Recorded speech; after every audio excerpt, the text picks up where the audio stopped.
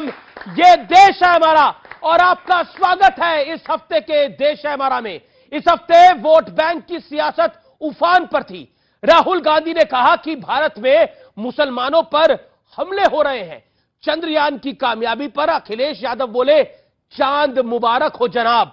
ये सारे बयान सिर्फ इत्तेफाक है या फिर जानबूझकर दिए गए? क्योंकि एक तरफ तो सेकुलरिज्म का ढोल पीटा जाता है तो और दूसरी तरफ बार बार एक समुदाय का नाम लेकर सियासी चाल चली जाती है।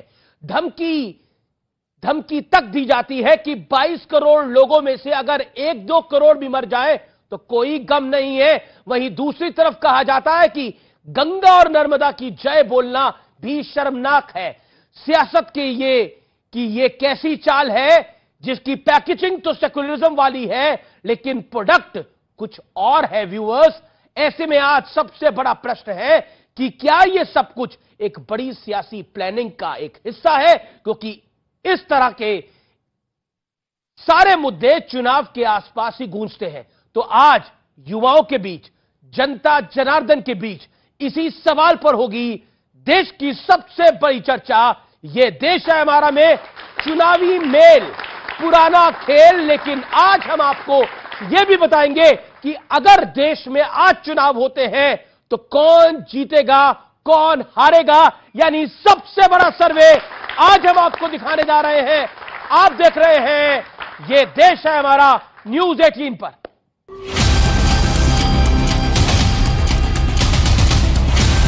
Muslims are under attack in India. This is not wrong. सबसे पुराने पंडित जी के खानदान के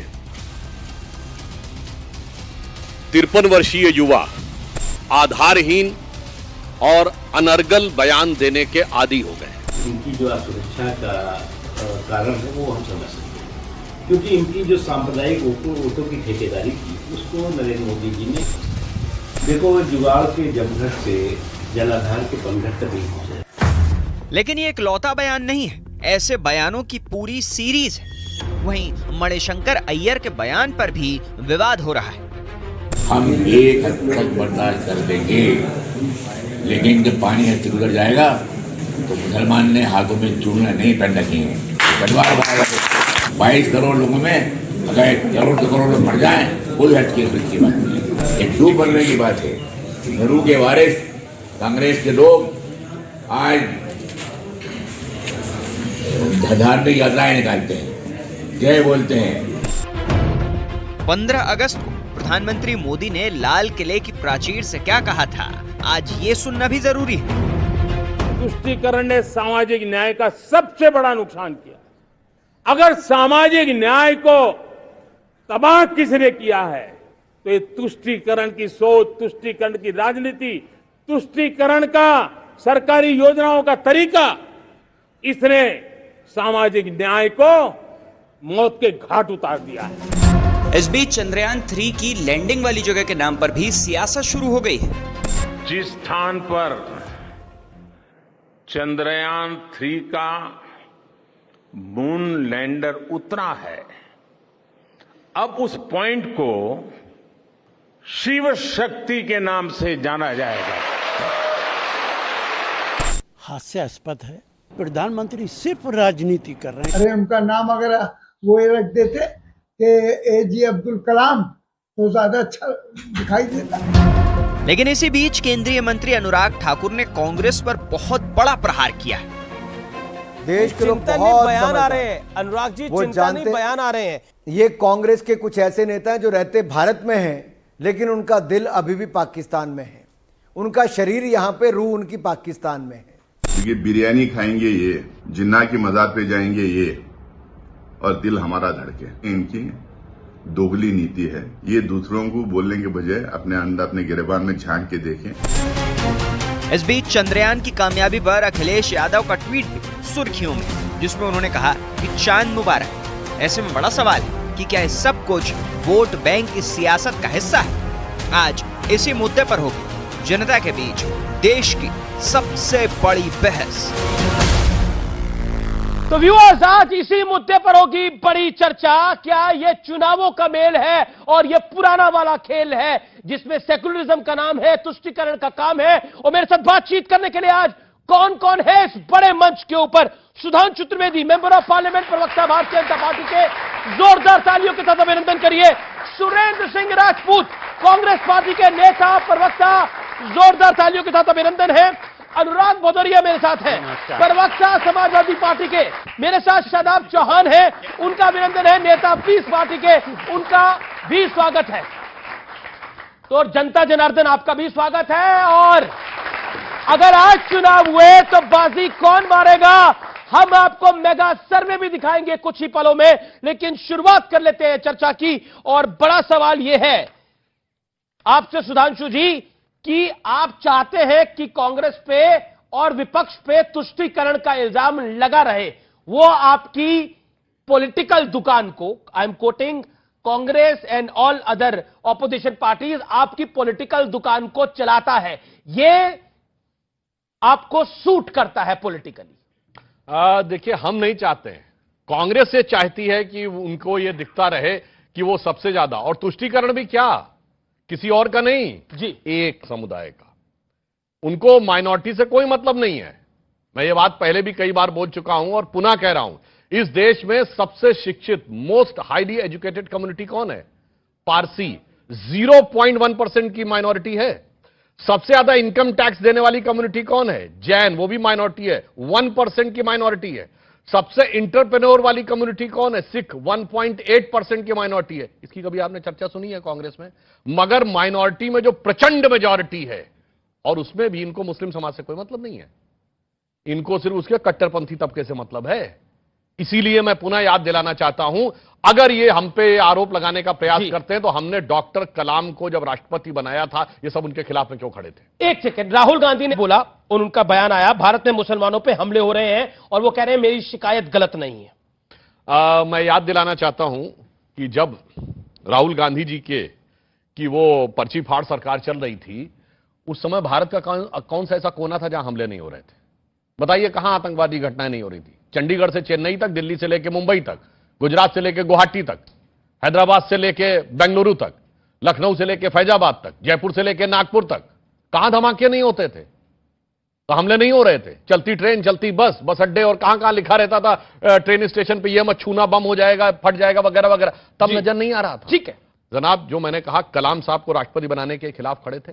15 अगस्त 47 को जो पहली शहनाई बनाई उस्ताद बिस्मिल्लाह खान ने, उनको भारत रत्न 2001 में मिला। 50 साल तक कांग्रेस के कंटिन्यूअस रूल में नहीं मिला, अटल जी की सरकार में मिला। इनको अच्छा और सच्चा मुसलमान नहीं अच्छा लगता है, इनको अपराधी और आतंकवादियों के साथ खड़े होना चाहते हैं। यह सबसे बड़ी विडंबना है। लेकिन राहुल गांधी ने तो किसी का नाम नहीं लिया। मैं सुरेंद्र राजपूत आपके पास आता हूं और आपसे जानना चाहता हूं, इसलिए मैं एक लाइन और कह दूं, इसलिए सर, डर सिर्फ अपराधियों और आतंकवादियों को लग रहा है, अच्छे सच्चे देशभक्तों को नहीं लग रहा। ओके, सुरेंद्र राजपूत, ये सुधांशु त्रिवेदी ने लंबा बोला और आपको भी मैं उतना ही चांस दूंगा, और सवाल बहुत सटीक है। क्या आपको लगता है कि जो बात राहुल गांधी कह रहे हैं, और वो बात पहली बार नहीं कह रहे, वो विदेश में जाते हैं उस बात को बोलते हैं, देश में रहते हैं उस बात को बोलते हैं, क्या आपको लगता नहीं है कांग्रेस भी एक वोट बैंक की तरफ निशाना साधना चाह रही है? 2-3 चीजें हैं अमीश भाई जी। आप हमको सिर्फ इतना बता दीजिए कि कोई 20% ज्यादा होता है कि 80% ज्यादा होता है? 80% ही ज्यादा होता है, बात खत्म। तो कोई आदमी क्या मूर्ख होगा जो ऐसी बात करेगा? आप हमको ये बताइए कि इस देश के कानून में, संविधान में अगर सबको बराबरी का हक है, तो अगर किसी को फालू खान बना करके मारा जाता है, तो क्या हमारी जिम्मेवारी नहीं है कि हम उसके पक्ष में खड़े हों? बिल्कुल। क्या हमारी जिम्मेवारी नहीं है कि उस अकलियत के पक्ष में खड़े हों जिसके खिलाफ अगर कोई दहशतगर्दी हो रही है? क्या हमारी जिम्मेवारी नहीं है कि हम उन लोगों के पक्ष में खड़े हों जो मजलूम हैं, जो गरीब हैं, जो कमजोर तबके के हैं? आप हमको ये बताइए, इस देश में 2 जातियां हैं, एक अमीर है और एक गरीब है। अगर हम गरीबों के पक्ष में खड़े होते हैं तो हमें मुसलमान के पक्ष में खड़ा होना क्यों कह दिया जाता है, और इस डिबेट को आप लोग हिंदू मुसलमान क्यों कहते हैं? एक सेकंड, मैं बिल्कुल इसको हिंदू मुसलमान नहीं कर रहा, मैं राहुल गांधी को कोट कर रहा हूं। अब बताइएगा किसने मुसलमान करा, किसने हिंदू करा? राहुल गांधी कहते हैं भारत में मुसलमानों पे हमले हो रहे हैं और ये शिकायत गलत नहीं है। किसने किया? हिंदू मुसलमान। क्या राहुल गांधी हिंदू मुसलमान कर रहे हैं? मैं बताता हूं ना, कहते हैं ना कि मेरा कातिल ही मेरा मुंसिफ है, क्या मेरे हक में फैसला देगा?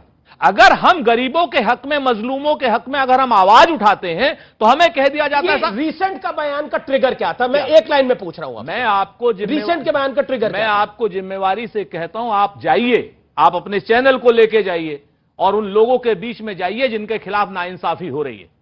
आप ये कहने लगते हैं सुधांशु जी की साहब ने सरकारी योजना में तो आपने आपके नाना भी देंगे भाई, क्योंकि संविधान हमने ऐसा बनाया है।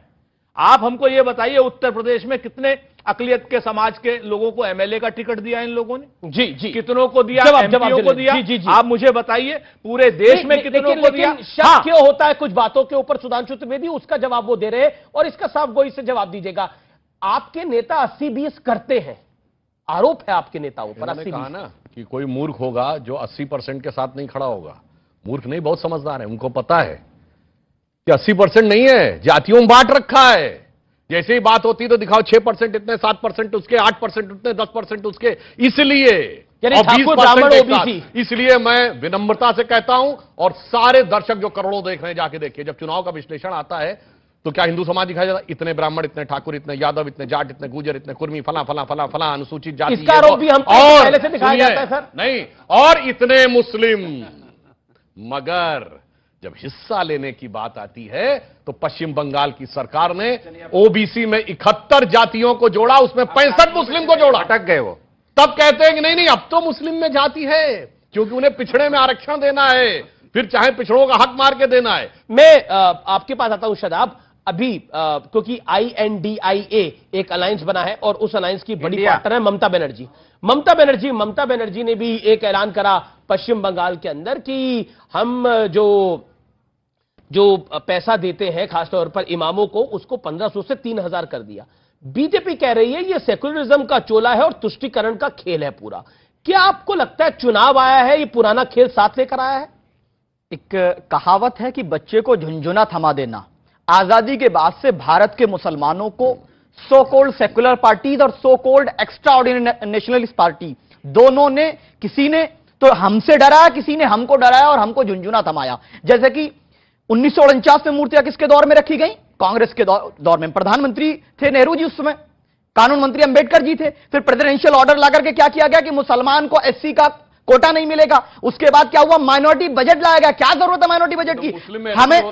हमें नहीं, जात मानते हैं, बुनियाद पे होते हैं। उस पे जाएंगे नहीं, उस पे जाएंगे तो बहुत लंबी बहस हो जाएगी। उसके बाद जो है माइनॉरिटी बजट लाया गया। माइनॉरिटी बजट तो लाया, लेकिन 2006-7 में जब रिपोर्ट आती है, रंगनाथ मिश्रा सच्चर कमेटी रिपोर्ट आती है, तो क्या कहती है कि मुसलमानों के हालात दलित से बदतर हो चुके हैं। हाथ सब्सिडी लाई गई, कौन खा रहा था माल कोई और खा रहा था, नाम मुसलमानों का लिया गया। तो ये तो होता रहा है। और क्या जरूरत है इमाम 1500 देंगे, 2000 देंगे? हमारे पास वक्फ बोर्ड है, जो देना उससे दीजिए। हमें आपको 1500 2000 रुपए हमारे इमाम को नहीं चाहिए। हमें पॉलिटिकली इक्वल रिप्रेजेंटेशन। 3000 मिल रहे, 2000 नहीं मिल रहे, 1500 नहीं मिल रहे, 3000 मिल रहे। हमें 3 लाख भी नहीं चाहिए, इक्वल रिप्रेजेंटेशन चाहिए। अभी बोलूंगा मैं सुरेंद्र जी से और अनुराग भाई से कि हमको पॉलिटिकल पार्टनरशिप दीजिए, तो कहेंगे नहीं, दूर रहना हमसे, आप आए तो अछूत हैं क्योंकि हम इनके लिए। हरियाणा में मौलवियों की सैलरी 5000 से 15000 कर दी है खट्टर सरकार ने। ये लीजिए सुधांशु भाई, देख लीजिए। नहीं, ये देखो, ये लीजिए, ये है। दिखाई नहीं पड़ रहा है तो सैलरी देनी चाहिए, ठीक है कि नहीं? 10 सेकंड भाजपा दे तो रासलीला, ममता बनर्जी दे तो क्या ढीला आपके सामने जी। ठीक है। अब मैं अनुराग भदौरिया को लेकर आता हूं, काफी देर से वो इंतजार करें। सुधांशु मैं आपकी बात आऊंगा, लेकिन लेट अनुराग भदौरिया ऑल्सो कमिंग। अनुराग भदौरिया, आप अपने आप को यहां पर कहां, मतलब आपकी पार्टी कहां फिट? सवाल तो सुनिए, जवाब पहले दे देंगे आप। सवाल पता है? सवाल क्या सवाल है बताइए? वही सवाल है। सवाल क्या है? सवाल वही होगा। बताइए, सवाल पता है, इन्होंने बोला क्या सवाल है बताइए भाई। अरे कम से कम इतना तो हक दीजिए सवाल पूछने का। अरे सवाल लंदन से सोच के आए, जवाब लंदन से सोच के आए। चलिए, आप मेरा बड़ा सरल सवाल है आपसे ज्यादा कठिन सवाल नहीं पूछूंगा। एक बात बताइए, इस पूरे खेल के अंदर आप अपने आप को कहां पाते हैं? क्योंकि आप हर जगह रहना चाहते हैं, हाँ। लेकिन किसी को कुछ देना नहीं चाहते। हाँ बिल्कुल। अब ना कांग्रेस को ना शादाब चौहान को। ठीक है, अब देखिए भारतीय जनता पार्टी, मेरा जो इंडिया है, हमारा जो गठबंधन है, उसने ये तय कर लिया है कि भारतीय जनता पार्टी को सत्ता को हटाना है। यहां से क्यों हटाना है? अब देखिए एक पोल इन्होंने खेली। अब देखिए इनके मुद्दे क्या हैं। जब 2014 में आए थे तो लंबी लंबी बातें बताते थे, तब महंगाई बेरोजगारी पे आप चुनाव लड़ रहे थे, ठीक। तब कब्रिस्तान शमशान घाट पे भी आप लड़े चिल्ला चिल्ला के। उसके बाद आप चूंकि आपके 9 साल करीब हो गए, फिर आपने क्या सोचा, अब तो हमने कुछ तो विकास किया नहीं देश के लिए, ना कोई हमने महंगाई कम की, ना बेरोजगारी कम की, आप कैसे आपको भटकाएं। तब इन्होंने फिर नया मुद्दा उठाया, परिवारवाद, भ्रष्टाचार, तुष्टीकरण। अब देखिए अब कैसे परिवारवाद इनका, देखिए इन्हीं का मुद्दा है, हमारा नहीं है। इन्होंने परिवारवाद का मुद्दा उठाया कि राजनीतिक परिवारवाद। देखिए इनको जब सत्ता बनानी होती है तो चौटाला जी परिवारवाद के साथ में हरियाणा में सरकार बनाए हुए हैं, मेरी पूरी बात हुआ। बादल जी के साथ सरकार बनानी होती है पंजाब में तो उनके साथ मिल जाते हैं। और कश्मीर की जिनकी बात कर रहे हैं वहां भी पीडीपी के साथ इन्होंने मिलकर सरकार बनाई, एनसीपी के साथ सरकार आप महाराष्ट्र में बना रहे हैं, और शिवसेना के साथ भी सरकार महाराष्ट्र में बना रहे हैं। ये शरद पवार इंडिया की तरफ है या इनकी तरफ? एनसीपी से याद आया। बात सुनिए, आप बोलने दीजिए भाई। अजीत पवार जी को लेके आए ना, ये अभी आगे और पोल खोलूंगा। जी जी। अजीत दादा पे कह रहे थे ये भ्रष्टाचार का आरोप लगा रहे थे, उसके बाद उनको बुलाया कि मंत्री बना दिया, अब भ्रष्टाचार खत्म हो गया। तुष्टीकरण पे भी देखिए इनका तीसरा मुद्दा तुष्टीकरण। अब हरियाणा में दंगा हुआ, सरकार इनकी है, दोष किसको दे रहे हैं? हमारे ऊपर में। बताओ, विपक्ष को दोष दे रहे हैं, सरकार इनकी है। अब जब वहां मणिपुर में महिलाओं के साथ अन्याय हुआ, एक शब्द नहीं बोला भाई, मेरा भाई है मेरे, एक शब्द नहीं बोला। झगड़ा तो इसी बात का है, भाई हम जरूर हैं, लेकिन हमारे वैचारिक मतभेद हैं, क्योंकि ये महिलाओं के अन्याय के साथ खड़ा नहीं होते। अच्छा, आप किसी गरीब के साथ खड़ा नहीं होते। अच्छा, आप कह रहे हैं तुष्टीकरण के इस खेल में आपका खड़े, तुष्टीकरण के खेल में आपका खड़े। हम समाज को खड़े, तुष्टीकरण का खेल हम नहीं करते। समाज के हर व्यक्ति को न्याय दिलाने की जिम्मेदारी समाजवादी लोग करते हैं। तुष्टीकरण कितना गजब का है कि जब चंद्रयान लैंड किया तो अखिलेश जी क्या लिखे? चांद मुबारक। इसका जवाब भैया, चंद्रयान का चांद मुबारक से क्या मतलब था मेरे भाई? कितना गजब के एंगल पे जाते हैं, गजब की बात है भाई। और इसमें सुनिए, चंद्रयान में कोई दूसरी भाषा का शब्द नहीं है।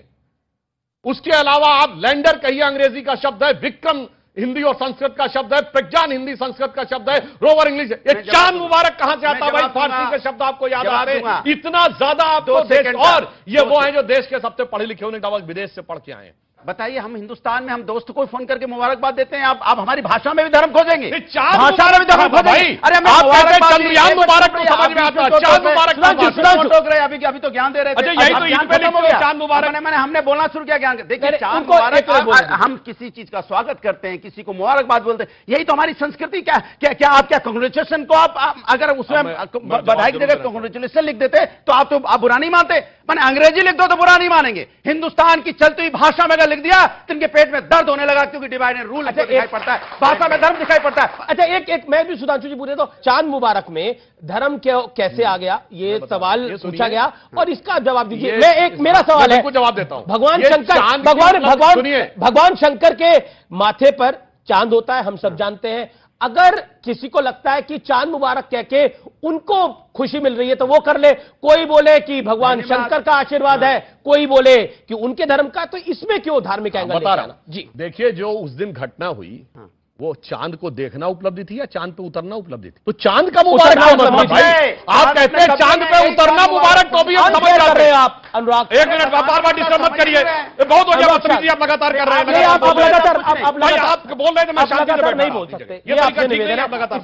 देखिए, बोलिए, आप ये कहते हैं चांद पे उतरना मुबारक, वहां तक भी हम मान लेते भाई। चांद को देखना इंपॉर्टेंट नहीं था, चांद पे आपने उतरना वर्ड नहीं बोला, इसका अर्थ होता है कि आपके मन में हिकारत थी भारत की उस व्यवस्था को लेकर, इसलिए। और मैं इनको बता देना चाहता हूं, आप क्या गलत व्याख्या कर रहे हैं, आप कह रहे हो, क्या बोलो, गलत व्याख्या कर रहे हैं, खड़ा गलत व्याख्या कर रहे हैं।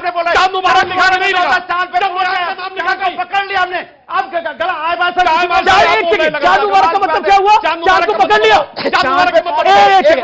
आपने बोला चांद मुबारक का मतलब ये हुआ, एक सेकंड, चांद मुबारक का मतलब इन्होंने बोला चांद को पकड़ नहीं लिया, चांद पे पहुंच गए, चांद पे खड़े हो गए, चांद मेरे कब्जे में है क्योंकि हम चांद पे जा सकते हैं, ये मतलब है। और आप मैं एक सेकंड में किसी की बात नहीं आ रहा। चांद मुबारक का मतलब होता है ईद पकड़ लिया, ईद पे पहुंच गए। अरे सुरेंद्र राजपूत की बारी है और उनकी भी बारी है। अच्छा ये बताइए, ये चांद मुबारक की बात जो ये कर रहे हैं, जो बात सुधांशु त्रिवेदी कह रहे हैं, ये वाजिब है या वो कह रहे हैं कि चांद मुबारक का मतलब होता है चांद को पकड़ लिया? एक सेकंड, आपने बोला मैं पकड़ लिया, बोला कि नहीं बोला? जिन्होंने सुना वो हाथ खड़ा करे। शब्दों को तोड़ते हुए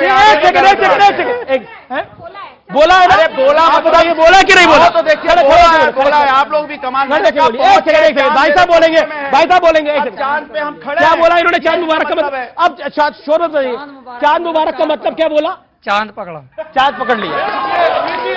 अब मैं इनके पास भी नहीं आ रहा। सही पकड़े। अब देखिए सुरेंद्र राजपूत अपनी टाइम पे बैठते हो, मैं कह रहा हूँ पकड़ने का भाई वही काम है मेरा, शब्दों को पकड़ना। मुझे भी तो बोलने दो, शब्दों को पकड़ना ही मेरा काम है भाई। देखिए शब्दों को पकड़ना ही मेरा काम है। मेरे कर्म पर तो मत बोलिए, मेरा कर्म ही मेरा धर्म है। मैंने कहा उस पर खड़े होना, चांद अब मेरे कब्जे में, पकड़ा बोल दिया। क्या यार नाटक है यार, कमाल है यार।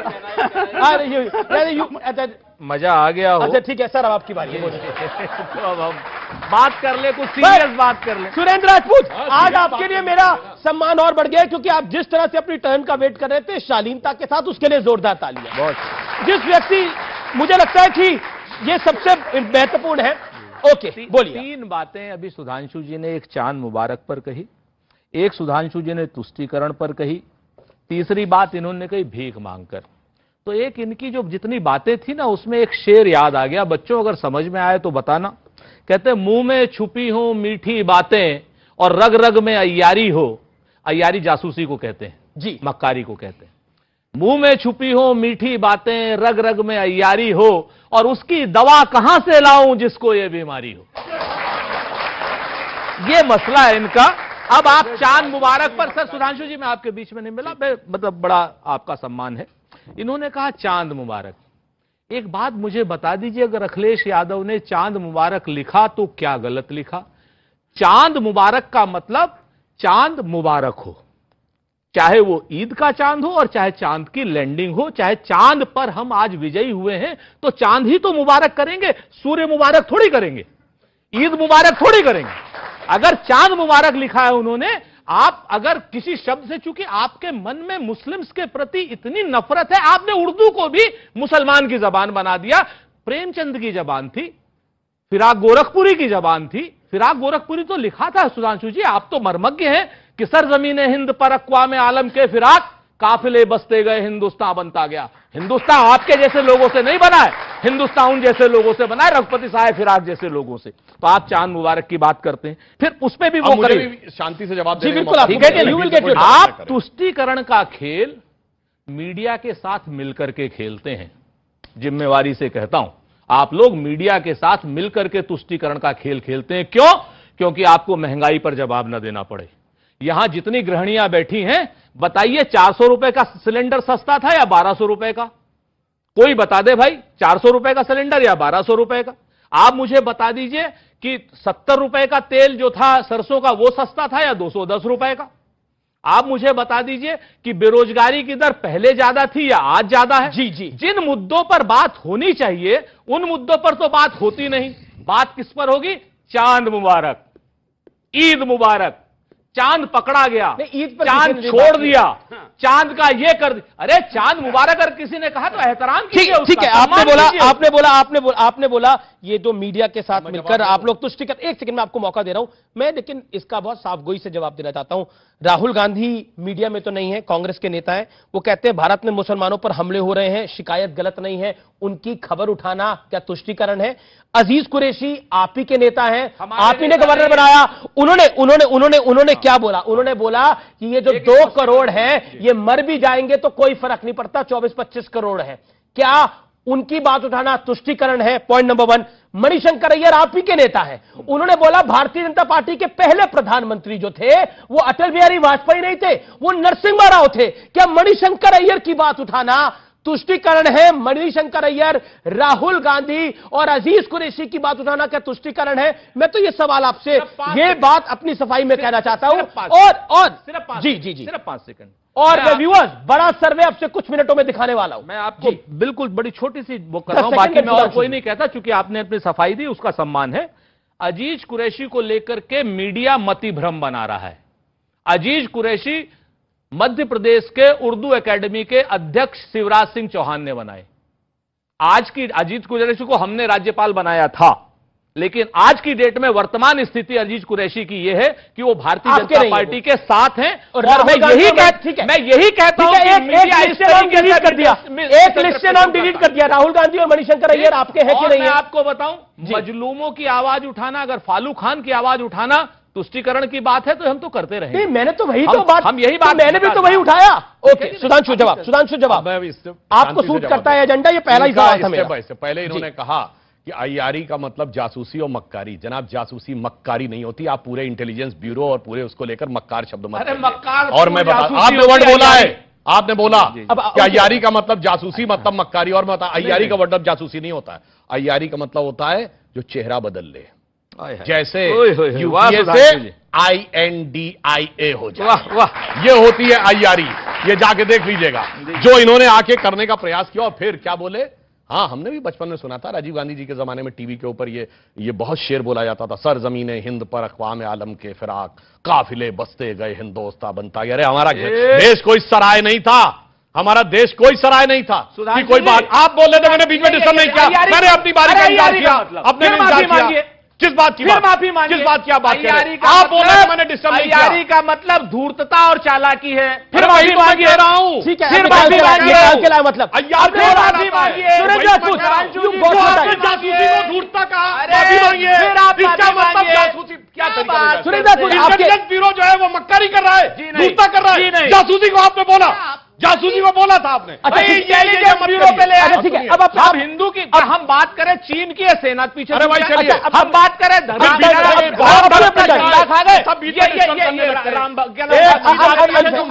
अय्यारी फिल्म आई थी, जाके देखिएगा उसमें क्या है। ये रही ना, ये बात बोलने की।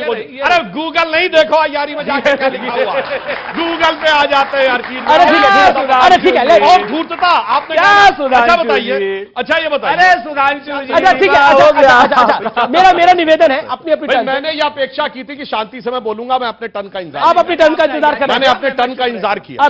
मैंने सिर्फ ये कहा, आपने धूर्तता कहा जासूसी को, और यह भारत के उन सारे जासूसों का अपमान है जो पूरी दुनिया में काम कर रहे हैं, अपनी जान जहमत में डाल के काम कर रहे हैं। सुधांशु मिश्रा मक्कार है। त्रिवेदी, सुधांशु मिश्रा आईबी के पीछे छुप रहे हैं। हम भी झूठा बोल रहे हैं। सुधांशु मिश्रा आईबी के पीछे छुप रहे हैं, और सुधांशु मिश्रा सेना के पीछे छुप रहे हैं। सुधांशु मिश्रा कायर भी है। फिर देखिए, उसके बाद सुधांशु मिश्रा अय्यारी के पीछे नाम से, अरे महाराज एक क्लैरिटी, अजीब किस्म की आप नाम गलत बोल रहे हैं। सुधांशु त्रिवेदी मिश्रा, सुधांशु त्रिवेदी, वैसे कोई बात नहीं। अरे सुधांशु, चलिए अब ऑन अ लाइटर नोट, अब सुधांशु जी अपनी बात को रख लें, फिर शदाब जी। देखिए, स्थिति ये थी, ये इनकी मानसिकता है कि कोई बाहर से आके हमारा देश सराय था क्या कोई, कि काफिले बसते गए हिंदोस्तान बनता गया।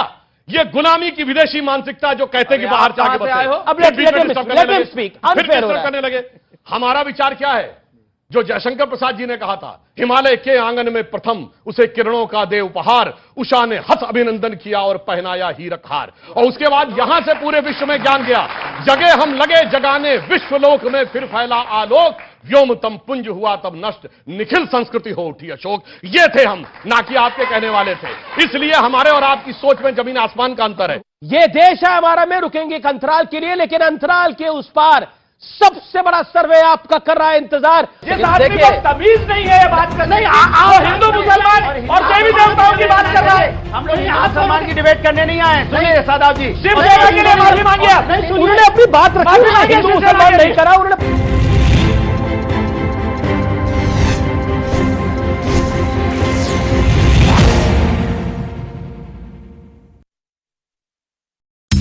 थामे नजर आए और न्यायिक सुधार बिल के विरोध में जमकर नारेबाजी की। इजराइल के ज्यादातर लोगों का मानना है कि वहां की सरकार इस बिल के जरिए जजों को अपनी मुट्ठी में कर लेगी, क्योंकि इजराइल की संसद वहां की न्यायपालिका के अधिकार कम करने वाले बिल को पास कर चुकी है।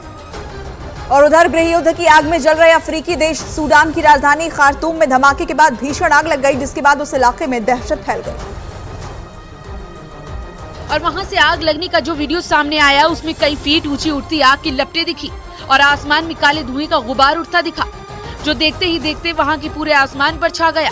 आग लगने की वजह से आसपास के रिहायशी इलाकों में रहने वाले लोगों की मुश्किलें बढ़ गई और उन इलाकों में डर का माहौल पैदा हो गया, क्योंकि सूडान पर राज करने के लिए RSF यानी रैपिड सपोर्ट फोर्स नाम का पैरामिलिट्री ग्रुप वहां की सेना पर लगातार भीषण हमले कर रहा है। उधर इसरो ने चांद की सतह पर चहलकदमी करते रोवर प्रज्ञान का एक और वीडियो जारी किया, जिसमें रोवर विक्रम लैंडर से उतरने के बाद उसके आसपास घूमता नजर आया। और इसरो ने ये वीडियो शेयर करते हुए ट्वीट किया कि जांच के दक्षिणी ध्रुव पर रहस्यों की खोज में प्रज्ञान रोवर शिव शक्ति पॉइंट के आसपास घूम रहा है। असल में प्रधानमंत्री नरेंद्र मोदी ने एक रोज पहले इसरो कमांड सेंटर में टीम चंद्रयान के वैज्ञानिकों से मुलाकात के दौरान ऐलान किया कि चंद्रमा पर चंद्रयान के लैंडिंग वाली जगह को शिव शक्ति पॉइंट के नाम से जाना जाएगा। All the 5 instruments on board Chandrayaan-3, including the lander and the rover, all of them are switched on. And it is streaming extremely good data. ISRO chief ने उम्मीद जताई कि रोवर प्रज्ञान 14 दिन में चांद से जो जानकारियां भेजेगा वो विज्ञान और तकनीक के लिए अहम साबित होंगी। चांद पर चंद्रयान-3 के लैंडिंग वाली जगह का नाम शिव शक्ति पॉइंट रखने पर राजनीति शुरू हो गई। विपक्ष के कई नेताओं ने इस नाम पर ऐतराज जताया, क्योंकि पीएम मोदी ने एक रोज पहले बेंगलुरु में इसरो कमांड सेंटर में वैज्ञानिकों से मुलाकात के दौरान ऐलान किया कि चांद पर विक्रम लैंडर जिस जगह पर उतरा उसे शिव शक्ति पॉइंट के नाम से जाना जाएगा। प्रधानमंत्री की इस घोषणा को कांग्रेस नेता राशिद अल्वी ने हास्यास्पद बताया। क्या चांद की उस धरती के मालिक हैं प्रधानमंत्री जिसका वो नाम रख रहे हैं? कल को कोई दूसरा देश वहाँ पहुँचेगा, वो अपना नाम रखेगा। कांग्रेस नेता के इस बयान पर बीजेपी भड़क गई। इनको तो गांधी परिवार से या नेहरू परिवार के बाहर कुछ देखना नहीं। अगर यही नाम शिव शक्ति की जगह इंदिरा रखते या राजीव गांधी रख देते तो बड़े खुश होते सबके सब। इससे पहले समाजवादी पार्टी नेता स्वामी प्रसाद मौर्य और शफीकुर रहमान बर्क भी शिव शक्ति नाम पर ऐतराज जता चुके हैं। उत्तर प्रदेश के मुजफ्फरनगर में एक निजी स्कूल में बच्चे को दूसरे बच्चों से थप्पड़ मरवाने वाली टीचर के खिलाफ पुलिस ने केस दर्ज कर लिया। उस घटना का एक वीडियो वायरल हुआ था,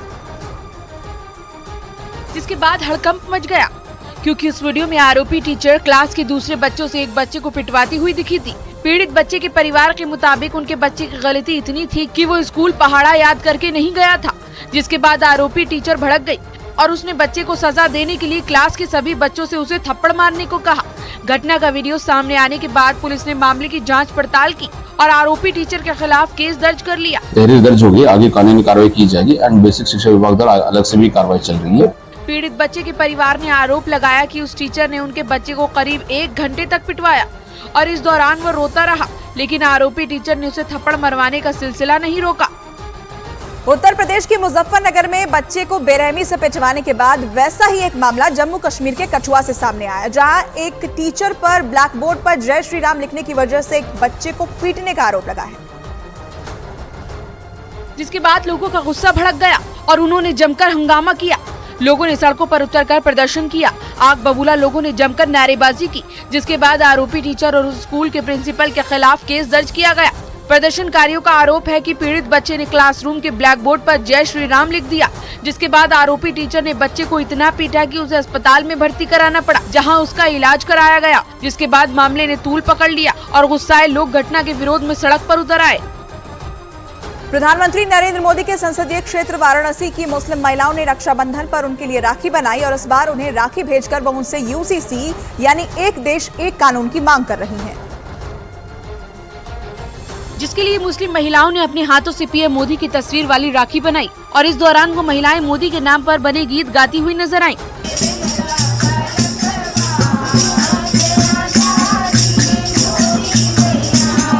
इस दौरान सभी महिलाएं काफी खुश दिखाई दी। उन्होंने यूसीसी यानी समान नागरिक संहिता के नाम की राखी बनाकर प्रधानमंत्री नरेंद्र मोदी को भेजी और एक देश एक कानून की मांग की। इस वर्ष राखी के बदले देश में यूसीसी लागू हो ताकि मुस्लिम महिलाओं के अधिकारों का संरक्षण हो सके। वहां की महिलाओं ने चंद्रयान और आदि विश्वेश्वर की चित्र वाली भी राखी बनाई। प्रधानमंत्री मोदी विदेश यात्रा से भारत लौटे तो सबसे पहले बेंगलुरु इसरो स्पेस सेंटर पहुंच गए और वहां उन्होंने वैज्ञानिकों के साथ चंद्रयान 3 की कामयाबी की खुशियां बांटी।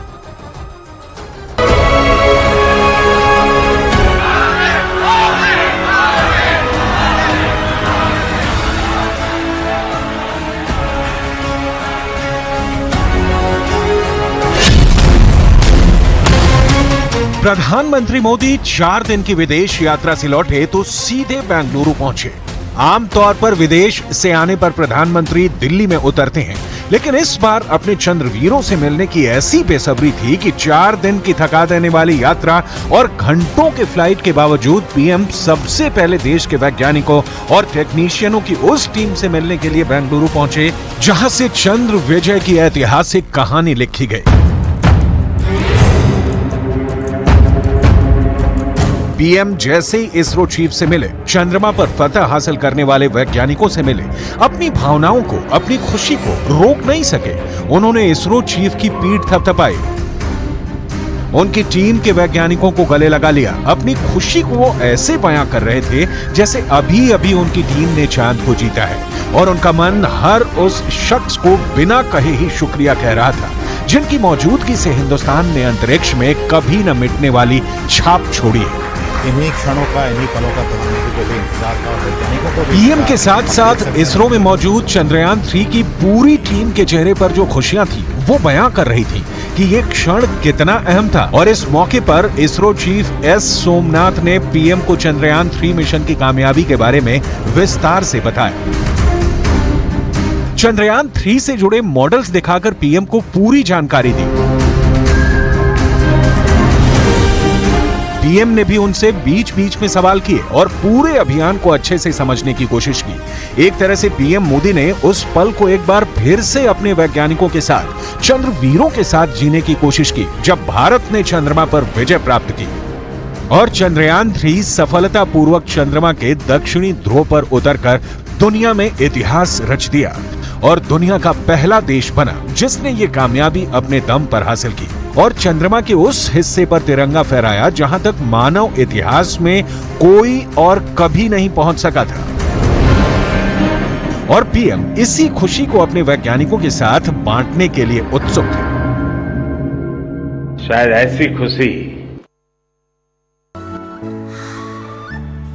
एक अनोखी खुशबू, ब्लैकस्टोन अगरबत्ती। G20 समिट में दुनिया के बड़े कारोबारियों को प्रधानमंत्री नरेंद्र मोदी ने किया संबोधित। बोले, कोरोना की आपदा ने दुनिया को बड़ी सीख दी। दुनिया में कारोबार के लिए आपसी विश्वास सबसे जरूरी। 100 साल के सबसे बड़े संकट में भारत ने जो चीज दुनिया को दी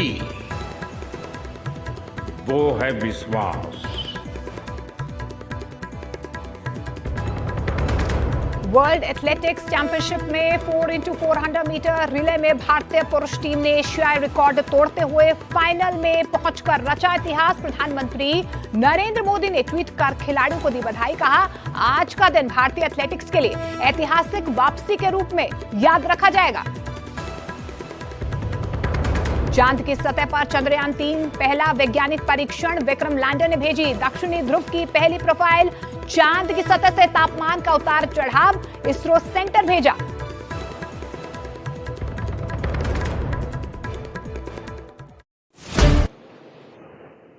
बहुत रेयर ओकेजन होते हैं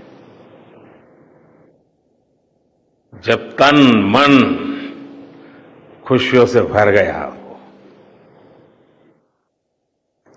और व्यक्ति के जीवन में कई बार ऐसी घटनाएं घटती हैं कि वो बेसब्री हावी हो जाती है। इस बार मेरे साथ भी ऐसा ही हुआ है। इतनी बेसब्री,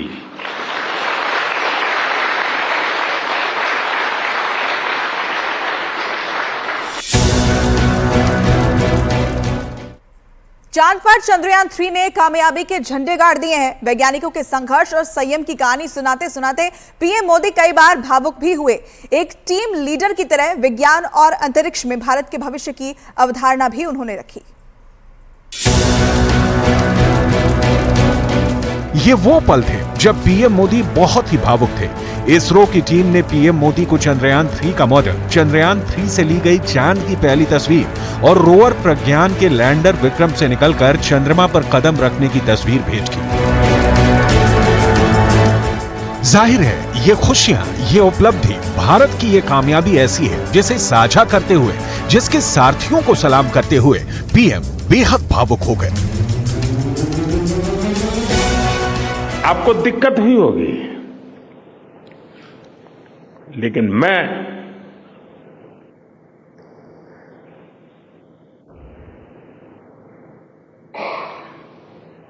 भारत में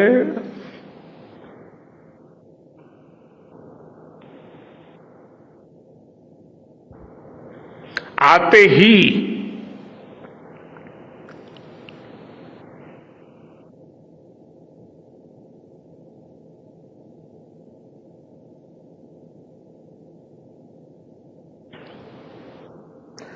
जल्द से जल्द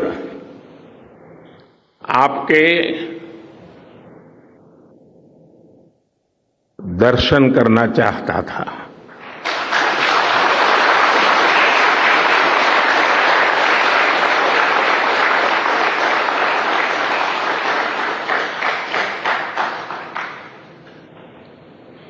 आप सबको सैल्यूट करना चाहता था।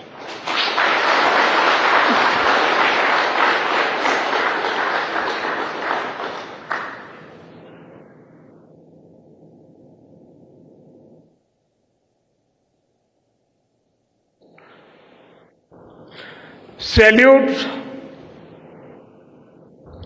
आपके परिश्रम को, सैल्यूट आपके धैर्य को, सैल्यूट आपकी लगन को, सैल्यूट आपकी जीवटता को, सैल्यूट आपके जज्बे को। आप देश को जिस ऊंचाई पर लेकर गए हैं, ये कोई साधारण सफलता नहीं है। ये अनंत अंतरिक्ष में भारत के वैज्ञानिक सामर्थ्य का शंखनाद है।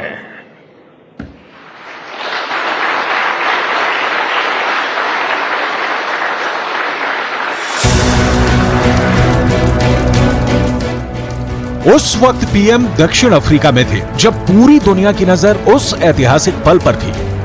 जब प्रधानमंत्री भी उस पल के गवाह बने थे। वो भले ही अपने वैज्ञानिकों के साथ दक्षिण अफ्रीका से जुड़े थे, लेकिन उनके साथ, उनके बीच में मौजूद होकर खुशियों को साझा करने के मौके के लिए वो बेताब थे। और जब वो उनके बीच थे तो उन्होंने ना सिर्फ उन लम्हों को एक बार फिर जिया, बल्कि ये भी जाहिर किया कि ये वो पल हैं जो हिंदुस्तान और हिंदुस्तानियों के ज़हन में ताउम्र जिंदा रहने वाले हैं। पीढ़ियां भारतीय वैज्ञानिकों के इस कामयाबी पर हमेशा गर्व महसूस करेंगी। मेरी आंखों के सामने 23 अगस्त का वो दिन, वो एक सेकंड बार बार घूम रहा है। जब टचडाउन कंफर्म हुआ तो जिस तरह यहां इसरो सेंटर में, पूरे देश में लोग उछल पड़े, वो दृश्य कौन भूल सकता है। कुछ स्मृतियां अमर हो जाती है। वो पल अमर हो गया। वो पल इस सदी के सबसे प्रेरणादायी क्षणों में से एक है। प्रधानमंत्री उन तमाम वैज्ञानिकों के बीच पहुंच चुके हैं। हम इन तस्वीरों में देख पा रहे हैं सभी लोग ताली बजाकर प्रधानमंत्री का स्वागत करते हुए और प्रधानमंत्री वैज्ञानिकों के बीच। मध्य प्रदेश के इंदौर में पुलिस ने लूट के आरोप में 3 लोगों को गिरफ्तार किया। पुलिस के मुताबिक पकड़े गए तीनों बदमाश अपनी गर्लफ्रेंड के महंगे शौक पूरे करने के लिए चोरी और लूट जैसी घटनाओं को अंजाम देते थे, जिन्हें पुलिस ने चोरी और लूट के आरोप में गिरफ्तार कर लिया। पकड़े गए बदमाशों ने पुलिस ने चोरी की 1 मोटरसाइकिल, 2 सोने की चेन और करीब 3.5 लाख का लूटा हुआ सामान जब्त किया। तीनों पर आरोप है कि इन्होंने इंदौर में महिला से चेन लूटी थी, जिसके बाद पुलिस को इनकी तलाश थी। मुखबिर से मिली सूचना के आधार पर घेराबंदी की, जिसके बाद ये तीनों पुलिस के हत्थे चढ़ गए, जिनके नाम अभिषेक शर्मा, नीलेश मास्कर, शुभम साहू बताया गया, जो अपनी गर्लफ्रेंड के शौक पूरे करने के लिए लूटपाट और चोरी की वारदात को अंजाम दिया करते थे। तीनों से पूछताछ के आधार पर पुलिस चोरी और लूटपाट के कई मामलों को सुलझाने में जुट गई। इजरायल में न्यायिक सुधार बिल के खिलाफ लोगों का गुस्सा फूटा, जिसके बाद वहां की सड़कों पर प्रदर्शनकारियों का हुजूम उमड़ आया, जिसकी ड्रोन से ली गई तस्वीरें भी सामने आई। जिसकी सबसे भयानक तस्वीरें तेल अवीव से सामने आई, जहां की सड़कों पर लाखों लोग इस बिल के विरोध में सड़कों पर उतर आए और बेनियामिन नेतन्याहू की सरकार पर अपना गुस्सा उतारा। तस्वीरों में प्रदर्शनकारी इजराइल का झंडा हाथों में थामे नजर आए और न्यायिक सुधार बिल के विरोध में जमकर नारेबाजी की। इजराइल के ज्यादातर लोगों का मानना है कि वहां की सरकार इस बिल के जरिए जजों को अपनी मुट्ठी में कर लेगी, क्योंकि इजराइल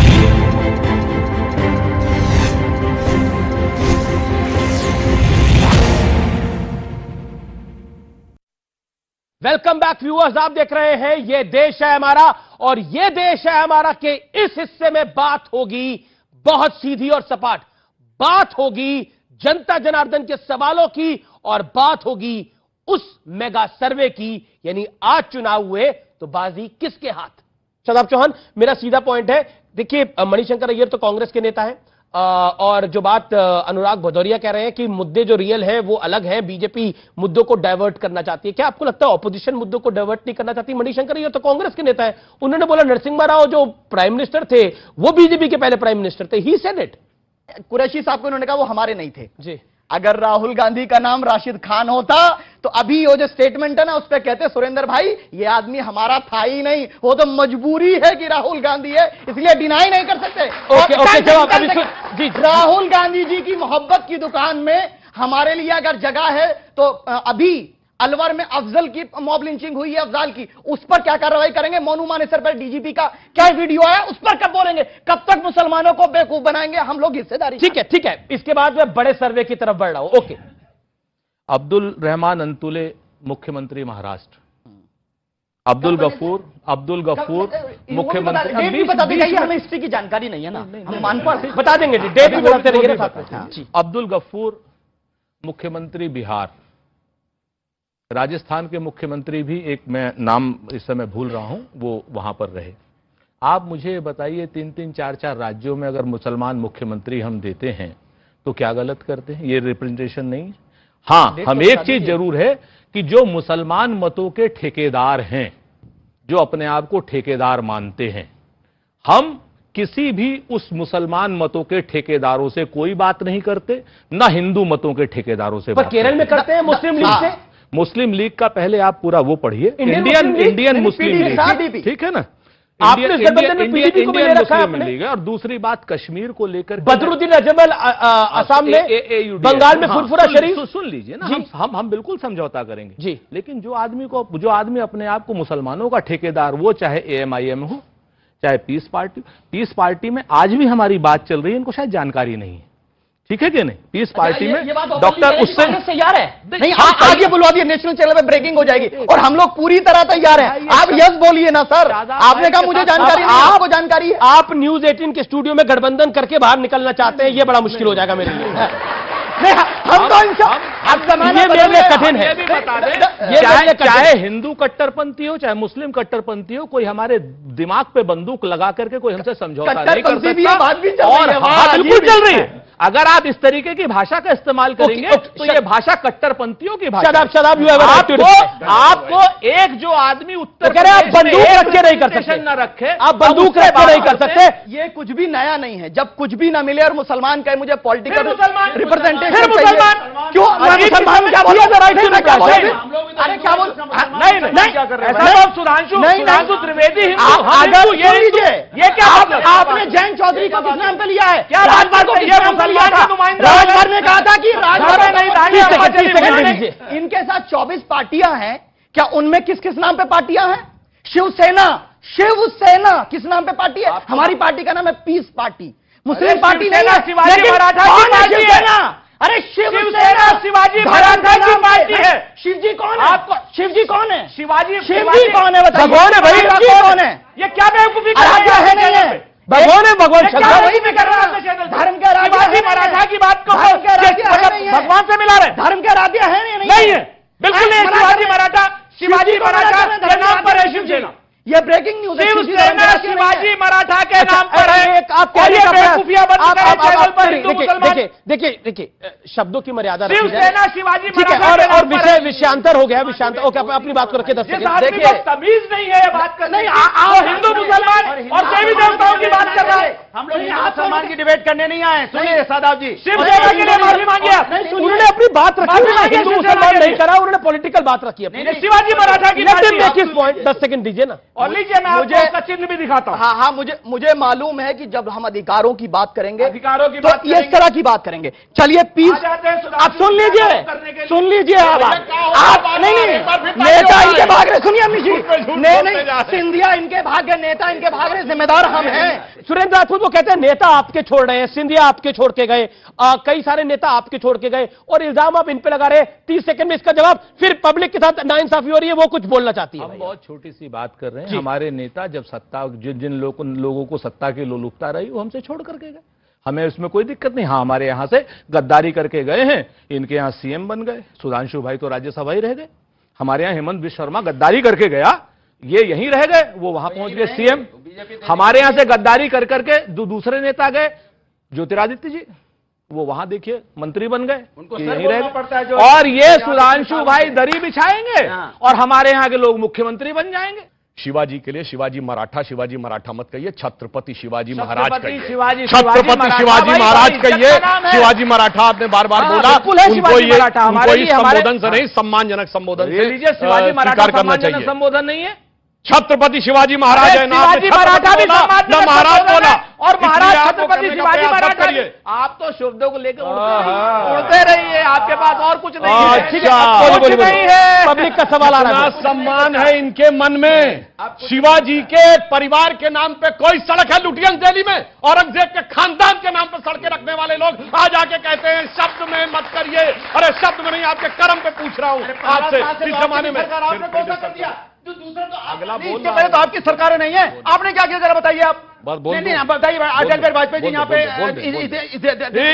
क्या हो गया भाई? इतने जोश मत आइए भाई, संतुलन बना के रखिए। आपने कौन सा कर दिया? खाली बातें करनी, बुराई करनी। इनकी बात का भी जवाब देता हूं। इन्होंने कहा कि दरी बिछाएंगे, जनाब हमारे यहाँ नहीं, ये ममता बनर्जी भी आपके यहां से थी, गई चीफ मिनिस्टर बनी, पूरी दरी खींच दी आपके नीचे की। भाई ये जगनमोहन रेड्डी आपके यहां से थे, वो छोड़ के गई, पूरी दरी खींच दी आपके नीचे की। शरद पवार आपके नेता थे, वहां से छोड़ के गए, पूरी दरी खींच दी आपके नीचे की। इसलिए ये मत बोलिए आपके कितने चीफ मिनिस्टर। और मैं आज की बात कह रहा हूं, अरे आप तो जब सत्ता से हटते हैं तब कांग्रेस के नेता छोड़ते हैं। सुरेंद्र जी बहुत गंभीरता से बात करते हैं, हमेशा मैं आपको सुनता हूं। हम लोग आजकल के युवा हैं जो विकास विज्ञान के साथ वेद पुराण और धर्म की भी बात करते हैं, लेकिन एक सनातनी और हिंदू होने के नाते बहुत दुख होता है जब राहुल गांधी कहते हैं कि हिंदू लड़के मंदिर में लड़कियां छेड़ने जाते हैं, और राहुल गांधी हिंदू को आतंकवाद, भगवा आतंकवाद। कांग्रेस पार्टी कहती है कि देश के संसाधनों पर पहला हक मुसलमान का है। राहुल गांधी जहां से चुनाव लड़ने के लिए जाते हैं वो देश का सबसे सुरक्षित सीट है मुस्लिम लीग, इंडियन मुस्लिम लीग के समर्थन से। मैं जहां से आता हूं भागलपुर बिहार, बहुत ही बड़ा ऐतिहासिक सीट है। मैं आपको चुनौती देता हूं सर कि राहुल गांधी को भेजिए, अगर वो सच्चे हिंदू हैं तो वहां से आके चुनाव लड़ें। जी ठीक है, ओके। आप किसी का सवाल और ओके आप पहले आप पूछ लीजिए सवाल। क्या सवाल है? आप पॉइंट क्या आपकी बात का? सर मेरा क्वेश्चन सुधांशु सर से है कि आज का विषय है तुष्टीकरण की बात की गई थी। तुष्टीकरण कई पार्टियां करती आ रही हैं, बट मेरा प्रश्न सर आपकी पार्टी से, विशेष रूप से आपसे, कि क्या तुष्टीकरण कोई एक विशेष समुदाय को लेकर किया जा सकता है? अभी मणिपुर में घटना हुई, कुकी और मैतेई में इसमें एक की गई। आपकी वहां दोनों सरकार है, मतलब राज्य में सरकार है, सेंटर में भी है। बहुत अच्छा सवाल है। वहां पे जवाबदेही नहीं हो सकती? और क्या हिंदुओं के साथ इस तरह हो रहा है तो क्या वो मतलब कि तुष्टीकरण नहीं हो, क्या मुस्लिम के लिए कोई पार्टी करती है वही तुष्टीकरण है? बहुत अच्छा सवाल, अच्छा, बहुत अच्छे सवाल आप लोग पूछ रहे हैं। जवाब, क्या आपको लगता है तुष्टीकरण की परिभाषा आपकी राय में अलग है? 30 सेकंड में जवाब, फिर हमें सर्वे की तरफ आगे बढ़ना है। देखिए, तुष्टीकरण यह होता है, जैसे मैंने उदाहरण दिया कि भारत की जितनी भी माइनॉरिटीज हैं सब एक से एक शानदार काम कर रही हैं। किसी ने कभी नहीं कहा मुझे क्या रिप्रेजेंटेशन, और उन्होंने अपने आप करके दिखाया। जबकि मैं याद दिला दूं, जब यह देश आजाद हुआ तो ना कोई पारसी रियासत थी, ना कोई जैन रियासत थी। एक दो महाराजा पटियाला को छोड़ दे तो सिख रियासतें भी नहीं थी, ना कोई क्रिश्चियन रियासत थी, ना कोई यहूदी रियासत थी, और लाइन लगा के दर्जनों मुस्लिम रियासतें थी। मतलब नवाब पटौदी से लेके, नवाब भोपाल से लेके, जूनागढ़ से लेके, हैदराबाद के निजाम से सवाल का जवाब। तो इसलिए अगर आप हुकूमत करते थे और उसके बाद आप कहते हैं कि 2013 में आते हुए हमारी हालत सच्चर कमेटी और उसके लिए हो गई, और दूसरी तरफ वो लोग जो आए थे उन्होंने अपना इतने बड़ी बड़ी साइंस टेक्नोलॉजी से लेकर पढ़ाई लिखाई में आगे चले गए, तो इसके लिए किसी का दोष नहीं है, आपका खुद का दोष है और इन सेकुलर पार्टियों का। ठीक है, ओके। सुरेंद्र राजपूत, एक गुरबाणी में गुरु गोविंद सिंह जी ने एक बात लिखी थी कि देहु शिवा बर मोह इह शुभ कर्मंते कबहू न टरे, न डरे अरिसो जब जाए लड़े निश्चय कर अपनी जीत करे। राहुल गांधी वायनाड से भी जीतेंगे, राहुल गांधी भागलपुर से भी जीतेंगे, और राहुल गांधी अमेठी से भी जीतेंगे। चिंता मत करना बच्चे, हो सकता है राहुल गांधी वहां से भी लड़े। आपके यूपी के अध्यक्ष ने बोल दिया अमेठी से लड़ेंगे, तो क्या राहुल गांधी और जगह से नहीं लड़ सकते? बिल्कुल लड़ेंगे। बड़े सर्वे का टाइम है। मैं आपको बता दूं, लोकसभा में अगर आज चुनाव होते हैं, लोकसभा चुनाव अगर आज होते हैं तो व्यूअर्स क्या हो सकता है? एनडीए का वोट शेयर 43% और INDIA का वोट शेयर 41%। अगर मैं सीटों के लिहाज से इनको देखूं तो 306 एनडीए के पास और 193 INDIA के पास। अगर एक सीट पर एक कैंडिडेट देता है, यह तब की बात है। और अन्य के खाते में 16% है और 44 सीटें हैं। प्रधानमंत्री के लिए सबसे बेस्ट कौन है? दो चेहरों में मुकाबला किया गया, नरेंद्र मोदी और राहुल गांधी। तो प्रधानमंत्री मोदी 50% से ज्यादा 52% और राहुल गांधी 16%, और अन्य के खाते में 32% आया है, वो भी एक बड़ा नंबर है। क्या एनडीए को हरा सकता है ये जो नया गठबंधन बना है वो? उस पर 54% देश की पब्लिक मानती है कि ऐसा नहीं हो सकता, हां मानते हैं 33%। यह आपके सामने स्पष्ट है। लेकिन एक सवाल जो कि बहुत महत्वपूर्ण है, वो मैं आपसे सुधांशु त्रिवेदी पूछना चाहता हूं। क्या आपको लगता है ये जो वोट शेयर है, यह आपके लिए चिंता की बात है? 43% और 41%। देखिए, राजनीति में कभी भी अंकगणितीय जोड़ नहीं होता है वोट का, क्योंकि उसके लिए मैथमेटिकल इक्वेशन नहीं, एक केमिकल सोल्यूशन चाहिए होता। दूसरी बात, भाई पहले तो ये तो तय हो जाए कि ये साथ में लड़ पाएंगे कि नहीं। अब देखिए, इनकी नेता बोलती हैं दिल्ली में कि नहीं हम 7 सीटों पे तैयारी कर रहे हैं, तो अलका लांबा। तो उसके बाद सौरभ भारद्वाज कैसी तीखी भाषा में उनको जवाब देते हैं। अब ये बेंगलोर में आते हैं गठबंधन करके, और पंजाब में कांग्रेस के नेता कहते हैं नहीं नहीं हम तो लड़ेंगे। अब आइए बंगाल में लेफ्ट पार्टी वाले कहते हैं नहीं नहीं हम तो उनसे लड़ेंगे। अब बताइए, बंगाल में इनके नेता अधीर रंजन चौधरी, छोटे नेता नहीं है, नेता प्रतिपक्ष लोकसभा है, और वो कहते हैं there is no democracy in Bengal, कार्यकर्ताओं की हत्या हो रही है, वो कोर्ट जाते हैं, मगर बेंगलोर में आके कहते हैं कि ममता जी की जरूरत है to save the democracy in India. तो मुझे लगता है अंतर विरोधों और अविश्वास से भरे हुए इस गठबंधन पे से किसी को विश्वास, और वैसे फिर मैं कहूंगा इनके मुंह से एक बात और निकल गई थी, सारी पार्टियों का मर्ज हो गई है।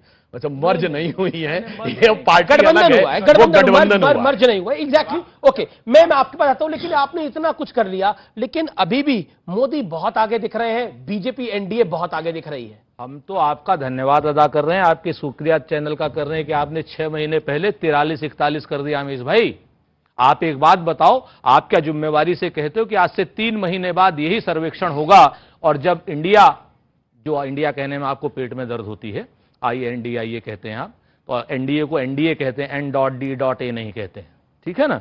तो अगर ये 43% हो गया, आपके अध्यक्ष मल्लिकार्जुन खड़गे ने भी INDIA कहा था। खड़गे साहब भी गलत थे क्या? 2 मिनट हम आपको छोटी सी बात, कांग्रेस को INC बोलते हैं, इंक नहीं बोलते। एक मिनट, ये बड़ी परेशानी है इनको जी। तो हम जो आपसे कह रहे हैं कि अगर ये हमारा 3 महीने बाद हमारा 43 हो गया, तो आप और इनका 41 हो गया, तो आप 306 हमारी कहेंगे? नहीं, जब सर्वे जो आएगा वो कहेंगे। 306 हमारी कहिएगा। सर्वे से क्या होता है, नतीजे जो आएंगे वो बताना पड़ेगा भाई। 41 पे आ गए हैं, आज इतने मीडिया मुझे का तो दबाव मुझे है पूरा, तो क्या नाम, मुझे तो भाजपा याद का आता है पूरा दबाव यूपी के इलेक्शन में कांग्रेस को हमने सर्वे करा था 7-8 सीटें दी थी, लेकिन आई 1-2। जी हम इनसे लड़ रहे हैं, आपके नहीं, लड़ नहीं रहे, मैं तो बोलूं तो सर्वे आएगा तो हम आपको बताएं कि आज से 6 महीने बाद 43 हम होंगे, 41 ये होंगे, जब आप हमें 306 कहिएगा, जीतेंगे तो हम ही। इस बार इंडिया एनडीए को धकिया देगा। चलिए, आपका तमाम लोगों का बहुत बहुत शुक्रिया। फिलहाल इस खास चर्चा में इतना ही। उम्मीद है कि आज आपको बहुत सी जानकारियां मिली होंगी। नमस्कार।